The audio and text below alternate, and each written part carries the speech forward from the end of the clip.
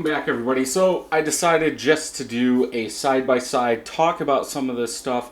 Now, if you haven't, these are Sierra Nevada Pale Ale clone, not so clone, and then a take on that. I always preach, take a recipe that you know you like, tweak it a little, and see what you get. Don't go changing a whole bunch of stuff because you never know if you put something too much in there or don't put enough and you don't like it, then you're out. Now, these are small batches. Lately, a lot of small batches I've been making, but I thought I would do just kind of a comparison on these two.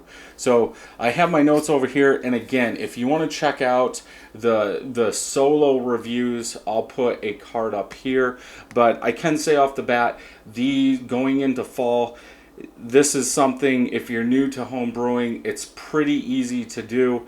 I would suggest, even if you're an advanced brewer or been brewing for 15 years, these are probably two that you should make just to try. So on my left, we have the Not So Sierra Nevada Pale Ale clone. Then on the right, I have my twist on that. So for the grain bill, both of them have the same grain bill. 2 pounds, 7.6 ounces of pale malt. I use Roar. Then 3.4 ounces of 60L Crystal 60. That's what's giving us the color. That's pretty much introducing all the color. If you kind of want to see what like a pale malt would do, I'll link a card to my my Tropical Session White IPA. When you're going for those like bright yellow, you want to use a light grain. So pale ale is usually 1.8 SRM, where your two-row could be like a 2.2 to a 2.8, depending on the variety you get. So I'm going to set these bottles off to the side here, but they were both bottled on the same day. So beer number 1, which is on my left, is 7.86%. Now, for the hop, these are both a 90-minute boil, so that's going to add to that color. You're going to boil down a little bit more than you would in a 60-minute, so that's going to give you a little darker color. So the Pale Ale clone, 0.11 ounces of Cascade at 90, 0.17 at 60 minutes, 0.28 ounces at 30 minutes, then 0.48 ounces at flame out. Now, for the, let's say, clone with a twist, 0.11 ounces of Centennial at 60, 0.1 ounce at 60, I'm sorry, why am I getting these so confused? 0.11 ounces at 90 minutes, 0.1 ounce at 60 minutes, 0.17 ounces at 30 minutes, then 0.48 ounces of Citra at the end of boil or flame out. So I kept the quantities the same. It's just the pale ale version is using all Cascade. Then the twist version is using Centennial, then ended with Citra. US-05 yeast was used on both of these. Now, why the difference in ABV? So on the second one, I actually boiled off a little too much. I was a little under a gallon. So if you're condensing that sugar, so there's going to be more sugar in there, so you could potentially come out with a higher ABV. And that's kind of what happened here. The actual clone version, Not So clone, had a little bit more liquid. I was almost at that 1.25 gallons. So there was more volume in there, so that's going to drop your bricks or your starting gravity. Where if you have a little less, that sugar is going to be condensed, so you're going to have a higher brick. So, yeah.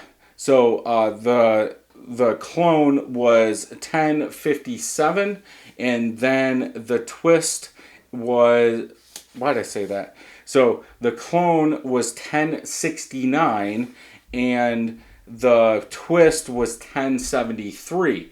Now, when they finished, the clone was 7.75 bricks, and then the twist was 8 bricks. But because I know I'm using both, but because of the difference, the twist version ended up higher, double pale ale, if that's what you want to say. Now, obviously, I wouldn't call any of them a pale ale. At least the ones I made. I'm gonna try and get a single of the Sierra Nevada pale ale, but at least these two, I think the bitterness is too high, the color's too dark.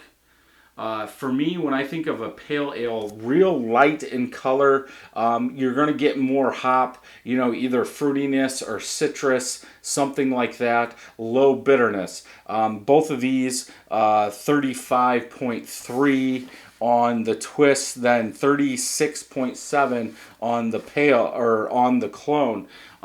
Perceived bitterness of them is around 50, so it's a little bit higher. I don't think, at least in my opinion, that would be considered a pale ale. Pale ale means pale. So in this case, the not so clone I would call an IPA, and the clone with a twist I would call a double IPA. So I did fill them up. I think I put a little starting video in there filling them up, but we do have some head on the clone twist. Hop oils maybe are less in that Centennial and that Citra versus the Cascade. That's why we don't have a head. Color. Yeah, they're identical. And again, I don't know how much you guys are going to be able to pick up, but it's like a burnt orange, almost a deep burnt orange. Good looking color. If anything, I would say that the not so clone is a little cloudier. And again, maybe that's oils. More oils, or I can't tell you why. It has to. I would think it has to have something to do with the hops, because malts from the same exact bag on both. The only thing that's changing is the hops.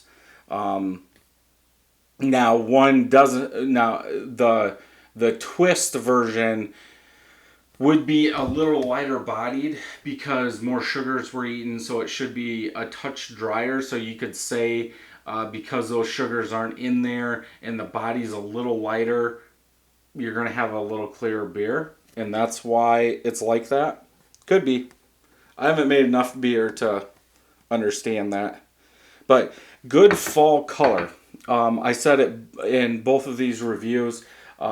Something I would want to drink in the fall. So let's go ahead and smell and see what we're getting, because we know we've got pale malt and crystal 60. That's it. So the crystal 60, probably some sweet caramel, maybe.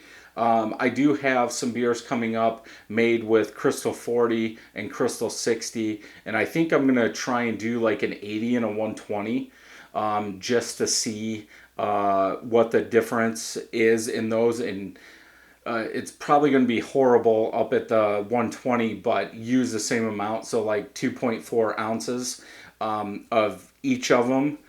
So make 4 different beers and just use the same amount and see what we get. It's probably not going to taste good, but I've never done it, so we're going to find out. So let's go ahead and smell. Yeah, as now the not so clone has been out of the bottle a little bit longer, so that caramel malt's really starting to come out some more. You got some breadiness in there. There is a faint like floral, maybe hint of citrus in there, but that's what I get from Cascade is floral and citrus. But that caramel malt sticks out. It's almost reminding me of an amber ale. I'm still getting the juicy fruit. I'm guessing that's all Citra. I really don't, out of the Centennial, I really don't get juicy fruit. It's going to be a big citrus, then maybe some grapefruit citrus in there, and it's juicy fruit. There is some sweet caramel in there, which you would expect from using a Crystal 60, but as at least right now, that fruitiness does overpower the malts. Smells good. Okay, let's taste.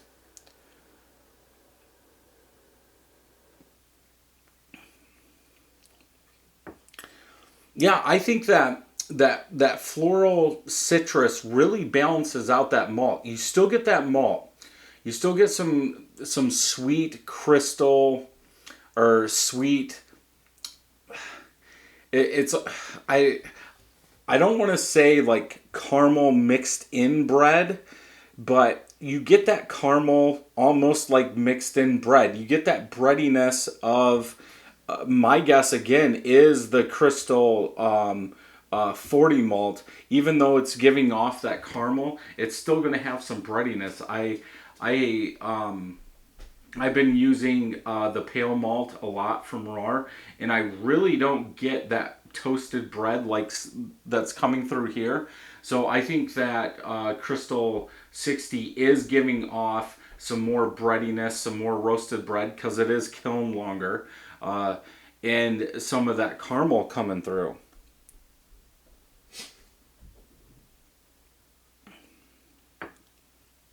Yeah, good beer. Let's go ahead and taste the other one.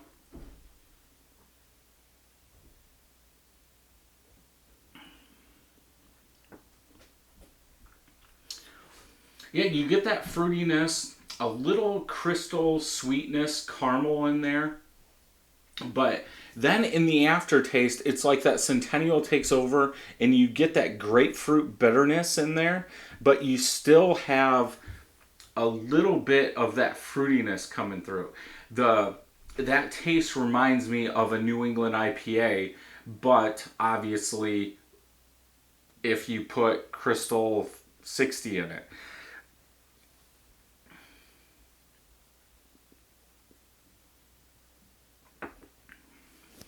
Yeah, that's good. So out of these two, I would have to go with the twist version to make. I would make 5 gallon batches of each, and I would suggest any home brewer getting started, been brewing for 10 years, if you haven't made these, I would go ahead and make them. Especially if you do like the Sierra Nevada Pale Ale. I'm going to try and get one of those, as I've said. But I don't believe it's going to taste like that. I'm trying to think because usually when you have a lower ABV, the body's going to be a little bit heavier, um, and I think that the clone version does have a little thicker body than the twist version, and it has to be because of ABV and sugars. More sugar taken away is going to give you a lighter body. But yeah, I don't think it could taste like that. I know I had it.